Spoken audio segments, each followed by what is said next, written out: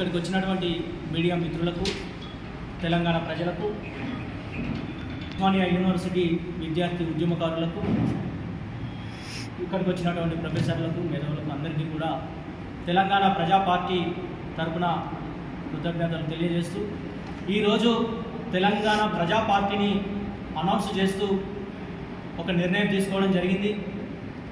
త్వరలోనే ఈ పార్టీ యొక్క విధి విధానాలను, మేనిఫెస్టోను, డిసిప్లిన్ తదితర తెలంగాణకు జరిగినటువంటి అన్నిటి మీద ఎట్లా ఈ పార్టీ తన విధి విధానాలను తీసుకొని ముందుకు పోతుంది అనేటువంటి దాన్ని ప్రకటించబోతా ఉన్నాం. ముందుగా తెలంగాణ ప్రజలు, విద్యార్థులు గుర్తించాల్సినటువంటి అంశం ఏంటంటే, ఇంతకాలం ఈ సాంప్రదాయ మూస పద్ధతులలో కొనసాగుతున్నటువంటి వారసత్వ రాజకీయాలను కొనసాగిస్తున్నటువంటి సంపన్న వర్గాల చేతుల్లోనే అన్ని రాజకీయ పార్టీల యొక్క నాయకత్వం ఉంది కనుక బడుగు బలహీన వర్గాలకు న్యాయం జరుగుతలేదనేటువంటి ఆలోచనతోటి ఈ పార్టీని తీసుకురావడం జరుగుతూ ఉంది. కాబట్టి మిత్రులారా, ఖచ్చితంగా ఈ పార్టీ తరఫున మేము సామాజిక న్యాయం పాటిస్తాం.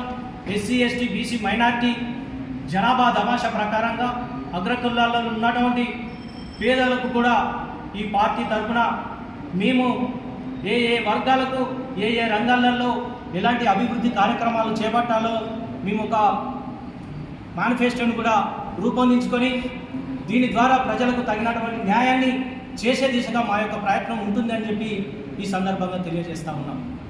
మిగతా విషయాలు 2వ తారీఖు వరకు మేము చేయడానికి సంకల్పిస్తూ ఉన్నాం. ఆ లోపు మేము దీనికి సంబంధించినటువంటి పూర్తి వివరాలను కూడా తెలంగాణ ప్రజల ముందు ఉంచబోతా ఉన్నాం.